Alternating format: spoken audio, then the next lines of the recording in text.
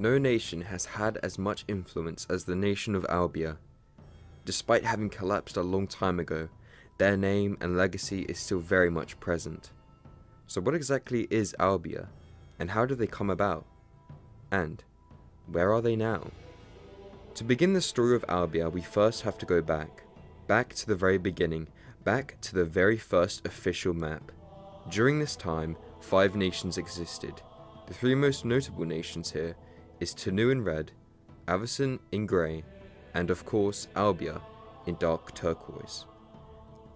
Albia was founded by 4 individuals: Flab Sirius Maj, the Crossbower, Noob, and Hector, who were all refugees and stranded men coming from the mysterious continent of Ultramare.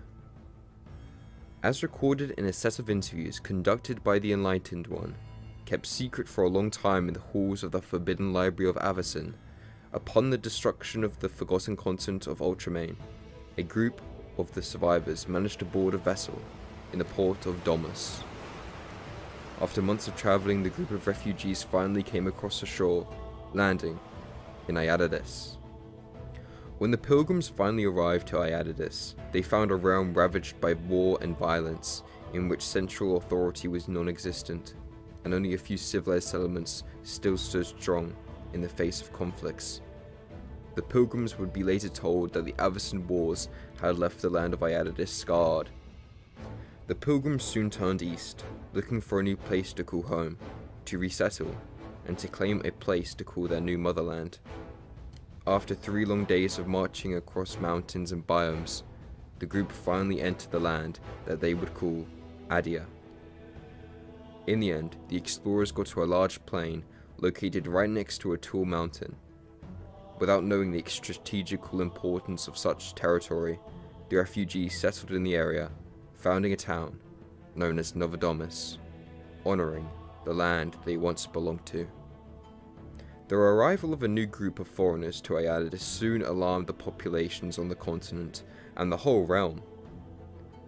In a short amount of time, diplomatic relations were established with the natives of Iaddithis, allowing the Ultramarians to meet several individuals from the nation of Solaris, the independent city of Holnius, and the Empire of Tennu.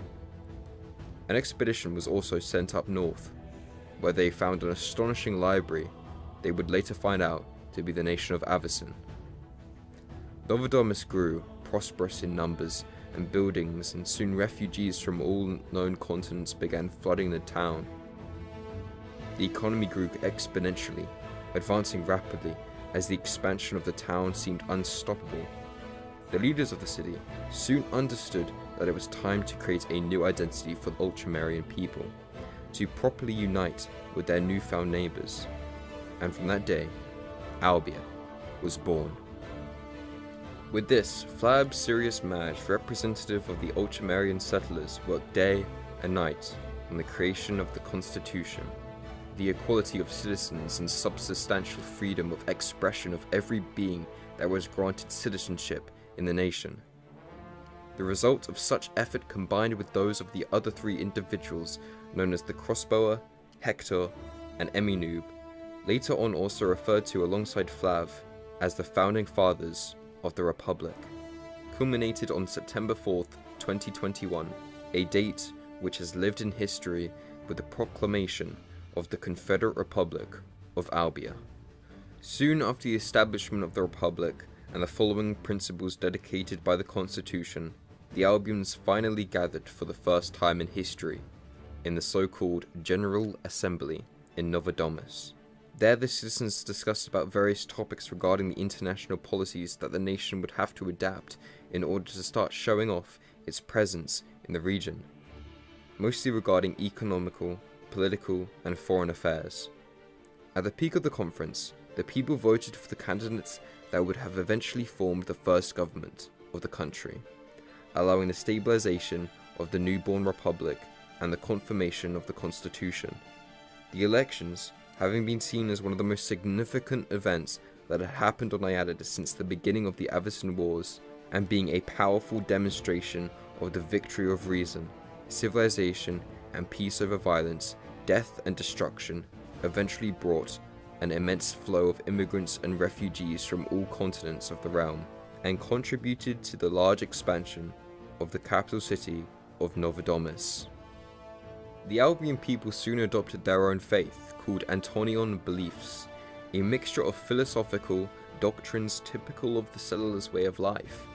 The Antoniahn Beliefs comprehend an enormous amount of religious ideas that are connected to the mystical figure of Antonio, a parrot that was once owned by the Minister of Immigration Eminub, that was believed to be a holy protector of the city of Novodomus. Soon, however, disagreements began, and a group who directly opposed Antonio being a holy protector formed, led by the individual known as Rimmon. Things would later escalate, resulting in the Battle of Antonio.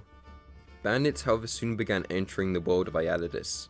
Albia was still recovering in their wounds from the Albian Wars, and thus became a target for the bandits. Attacks and raids were launched against the capital of Novodomus. However, a temporary solution was achieved with the construction of a temporary set of walls to protect the city's citizens. However, this was no permanent fix, and so the first administration took part in the first International Assembly meeting with all the countries of Iaddithis, and was able to push for the creation of a defensive pact against the growing threat of bandits.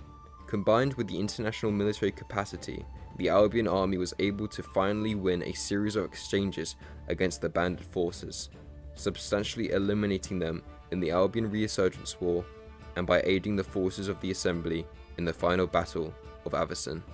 With the end of the bandit raids, the country finally started to repair what had been lost in the last conflicts. 1 month since the first elections, Albia had become far different than how the Republic was established during its early conception. With plenty of changes to the nation, the first administration came to a close, and the Albian people started gathering for a second round of elections. This was an interesting time for the nation, and it gave everyone a chance to make themselves known. The position for first consul was heavily contended between Flav Sirius Maj, that had already served the Republic by serving the same role in the previous administration, and former second consul Karma, whose now goal was to lead the state diplomatically. After days of fierce propaganda and speeches, the day of the election arrived. The results were collected in, and it revealed that Flav had in the end beaten his opponent, thus becoming once more the representative of the General Assembly of the Albian people. Although the election had come to an end, tensions were still high, as Karma confessed his involvement in a coup that aimed to dethrone the standing government. Many citizens feared of the beginning of a civil war. However, as Karma left the capital city of Novodomus and fled up north, so did the coup. However, the trouble did not stop for Albia. Wars began appearing all over Iaddithis, such as the First and Second War for Iaddithis. However, there was a historic war coming that would decimate the nation of Albia. The First World War is currently the largest series of battles in the modern era and occurred on December 11th. The war lasted 3 days and consisted of 3 battles which all took place in Albia's capital of Novodomus. The war is one that sparks heavy debates and are still discussed to this day. However, Tennu have stated that their reasons for the war were because of Albia's hostility to non-democratic nations and the inability of Albian leadership to capably lead their people. Correct or not, the war was set in motion, and nations began picking their sides. The attackers consisted of Tennu and the Constadel, whilst the defenders consisted of Albia, the Sentinels, Gaveb, and Bossadia. The war itself was brutal and devastating. No matter how much Albia fought, they could not overpower the attacking forces. As Tennu occupies the city, the fall of Albia is at hand as terms of surrender are drafted and Albia is disbanded. Among the other terms decided, all of the money of the former nation of Albia would be Tennu's, as well as all of Flav's. The First World War marked a major turning point in the political and military world, as the once dominant nation of Albia was removed from the world stage and forever changing the exchange of power between the world's powers. Although Albia was no more, its legacy continued on. Novodomus remained a strong economic powerhouse in the world. After the fall of Albia, Novodomus joined Avicen, where they stayed protected and prosperous under the help of the Enlightened One. However, after a few months of being in the nation, the mayor of Novodomus, Tremonto, son of Eminub, left Avicen to become an independent nation known as Prima LVX. This was a controversial decision, as many saw Prima LVX as a second Albia. However, Prima stood their ground and remained present in Iaddithis despite their controversial conception. With the destruction of Albia, many Albians would split into different groups, allowing the birth of new nations, often called Albian successor states.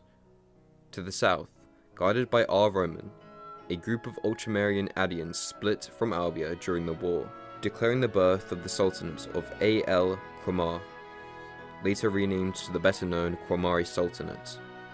Despite their history, many Cromarians refuse to see themselves as Ultramarine Adians, and instead reject or forget their Albian origins, and perhaps for a good reason. 2 children fled from Novodomus during its siege, and arrived on a set of islands where the nation of Pharia was created. These 2 children, Dimitri and Agapitikos, created a state similar from the institutional point of view to the original Albia, keeping a republican system and adopting democracy, trying to remain faithful to the old Albian beliefs. Flav Sirius Madge fled to the Far East. There were heavy talks of putting him on trial and executing him once and for all. If Flav wanted to save his life, he had to run away, where few people had ever gone to. After endless marching, he reached a snowy island at the center of an iced lake. Far from anyone or anything, there he would start to rebuild, this creating the city of Thebes. However, Flav fell into a depression and blamed himself for everything that had happened. In time, news arrived from the west that Eminub, his dear friend, had committed suicide, hanging himself due to the pain suffered in seeing everything he built disappear in the blink of an eye.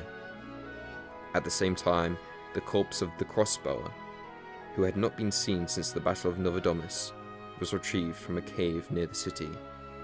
The former minister had bled to death after suffering brutal wounds during the conflict. Flav had lost everything. However, he soon discovered an indigenous population close to Thebes. Here he met Giovanni Varsaz and began teaching him the Ultramarine way of life. During this time, Gaius, the adopted son of the crossbower, founded a new city known as Lettcor. He was able to recreate the classical style of builds in the eastern regions of Ultramar. Soon Flav and Gaius would find one another, and together with the town of Maramonta, created the Confederation of Terraorientis. Although Albia is long gone, its legacy is everywhere in Iaddithis. However, just because it no longer exists, does not mean it is no longer important. Besides, nothing in Iaddithis stays truly dead forever. Perhaps Albia still exists in some undisclosed location, waiting for the right time to reveal themselves. Or perhaps, it never died to begin with.